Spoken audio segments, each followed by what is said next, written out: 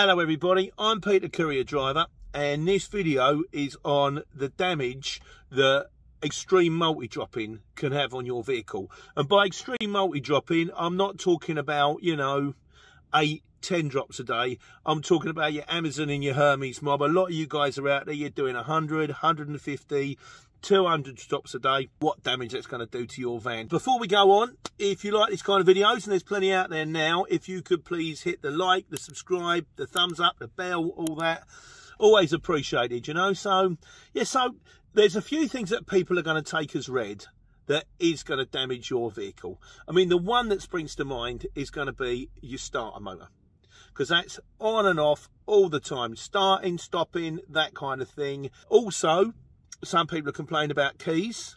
With a key snapping the ignition, your key snaps the ignition, it's a bigger deal because it's no longer a matter of just putting the spare key in. You've got to call the guy out, you've got to get the locksmith guy out, you've got to get the barrel changed, you've got your goods on board. That's kind of a big deal. And also there's other things keyed in with the with the electrics, like your solenoid and your valves and all that kind of stuff. Normally on a multi-drop, so you get about 100,000 miles out of a starter motor. On a multi-drop, you're going to get 40,000 miles out of a starter motor. Starter motors are not the end of the world. They're going to stand you in at around about 200 to 500 pounds, depending on the motor you've got. But when you're talking about 40,000 miles, because it's multi-drop, you could be on that for 2 years. So 200 to 500 pounds across 2 years isn't always a big damage, Other things that could, can affect you. Well, it's ways round it, to be honest with you. So how do you get around it? So rather than stopping the engine all the time, what you can do, you can leave the motor running. There's a few difficulties with this though. Firstly, there's a safety aspect. So if you're parked somewhere where it's like a secluded driveway or down and there's no one around, not an issue. If you're on a street and you're running up to put the parcels in, if there's someone following you, you've got a van running open with quite a lot of goods in the back. And there's the insurance aspect as well. Will you be covered in insurance if they turn around and say, well, how did they get away with the van? And went, well, I left it running down the end of the street.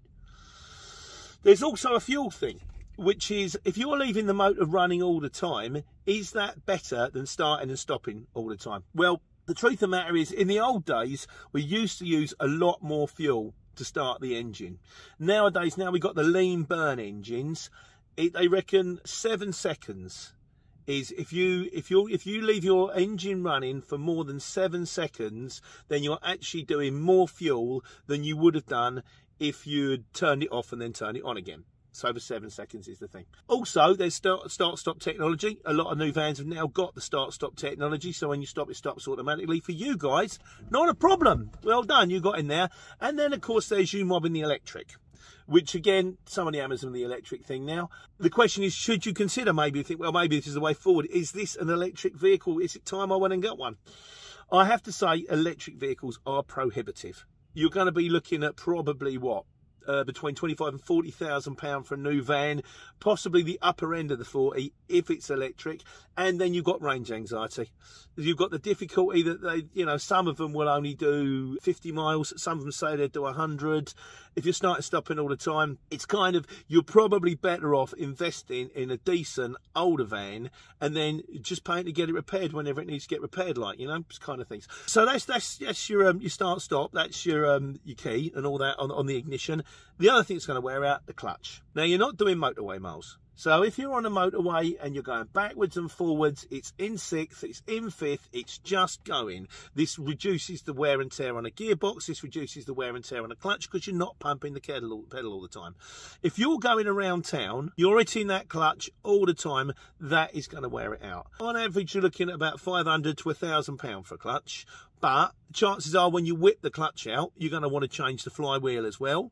If you're going to want to change the flywheel as well, then you're looking at the best part of 1,500 quid. Now, clutches are dear, but a clutch should last you about 60,000 miles. It can go at 30,000 miles. You can get 100,000 miles out of a clutch, but you would have to be lucky to get 100,000 miles out of a clutch, to be honest with you. Again, if you're going to be getting 60,000 miles out of it and you're doing the multi-dropping all the time, it's even more than a starter motor. 2-3 years, it's going to cost you £1,500 in 3 years.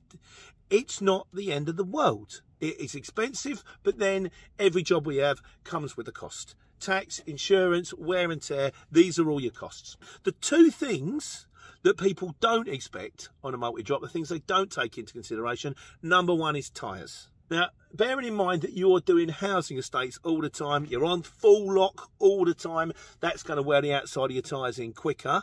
And also the amount of times where you're going to curb a tyre, because you're in like a housing estate. It's not very easy to park. You can't leave it in the middle of the road. I'm just going to bump it up this curb. That does tyres in.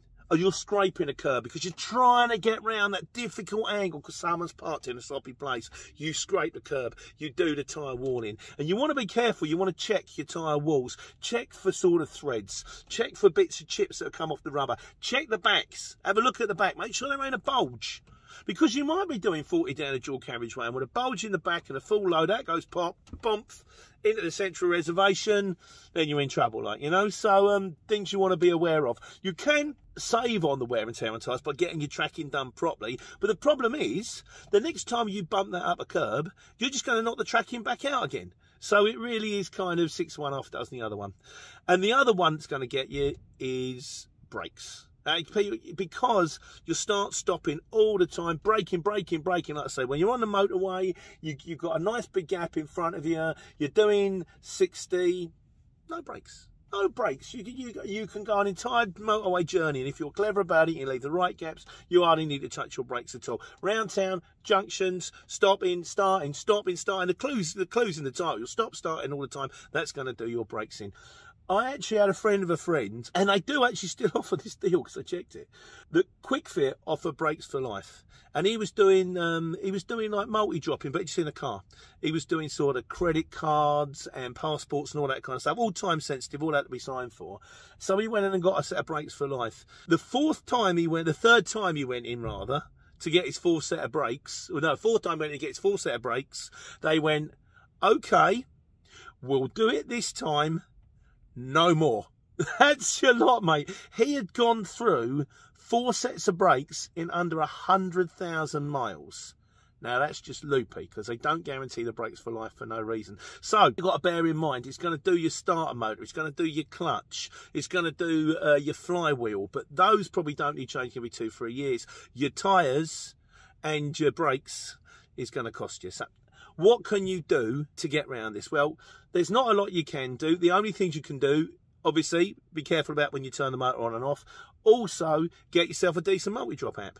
That way, you won't be doing unnecessary miles, going to stops that you shouldn't have to go to, getting everything off a lot quicker. It will save you time, it will save you money. That's why we recommend Circuit. It's very, very good. So that's kind of it for now. So if you like these videos, if you can, please hit the like, hit the subscribe, give us the big thumbs up, and also there'll be plenty more videos over on my channel, Pete the Courier Driver, which is on YouTube as well if you're watching on the YouTube. And also, if you've got any comments yourself personally, if there's, well, I found, Pete, something you forgot about with a multi-drop, or I don't agree with that with the brakes with a multi-drop, we say, oh, what I found, put me straight. You know, because I'm not really Mr. Multi-Drop. I have done it, I do it, but not like some of you guys out there that are at the North Face giving it the full on, like, you know. So comments are all appreciated. And in the meantime, hope you're well. Take care. Take money.